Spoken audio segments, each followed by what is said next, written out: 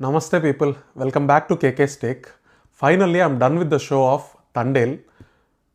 ఈ మూవీ నాకు ఎలా అనిపించింది అని మాట్లాడేదానికంటే ముందు ఈ మూవీ పైన నాకు ఎలాంటి ఎక్స్పెక్టేషన్స్ ఉన్నాయో చెప్తాను.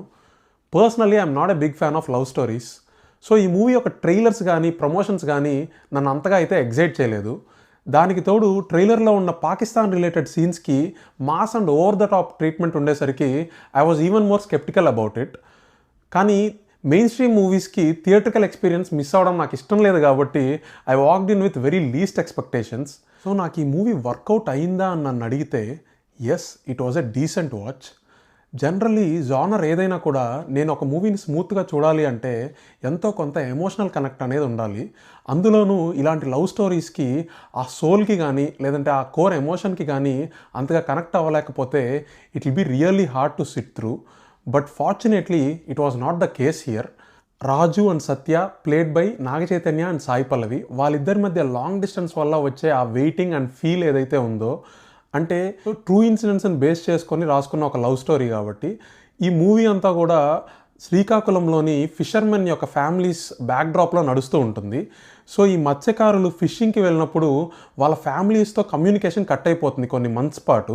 వాళ్ళ ఫ్యామిలీస్తో కమ్యూనికేట్ అవ్వడం కోసం వాళ్ళు పడే ఆ పెయిన్ అండ్ ఫీల్ ఏదైతే ఉందో దాన్ని చాలా బ్యూటిఫుల్గా ఎస్టాబ్లిష్ చేశారు ఇనిషియల్ పోర్షన్స్ నుంచి కూడా. అండ్ దానికి ఎక్స్ట్రాడినరీ బీజిఎం యాడ్ అవ్వడంతో ఆ ఫీల్ని ఆ మూడ్ని మూవీ అంతా కూడా క్యారీ అవుట్ చేయగలిగారు. అండ్ అదే పెయిన్ని అదే ఫీల్ని ఈ లవ్ స్టోరీలో కోర్ ఎమోషన్గా యూజ్ చేశారు. And that worked brilliantly through out the film. అలా అని నాకు ఈ మూవీలో ప్రతి ఆస్పెక్ట్ వర్కౌట్ అయిందని నేను చెప్పను. సెకండ్ హాఫ్లో వచ్చే జైల్ సీక్వెన్సెస్లో ఎస్పెషల్లీ పేట్రియాటిక్ సీన్స్ అనేవి కాస్త ఫోర్స్డ్గా అనిపించాయి. వాటికి కమర్షియల్ ట్రీట్మెంట్ ఇవ్వడం వల్ల వాళ్ళు ఇవ్వాలనుకున్న ఇంపాక్ట్ కాస్త డైల్యూట్ అయిందేమో అనిపించింది. But again I feel it's a very conscious decision. వాటికి చాలా రియలిస్టిక్ ట్రీట్మెంట్ ఇచ్చి కంప్లీట్లీ ట్రాజెడిక్ జోన్లోకి తీసుకెళ్లకుండా వాళ్ళు ఈ అప్రోచ్ ఫాలో అయ్యారని అయితే అనిపించింది. బట్ స్టిల్ ఆ ఇంపాక్ట్ అయితే కాస్త డైల్యూట్ అయింది అనే ఫీలింగ్ అయితే నాకు వచ్చింది.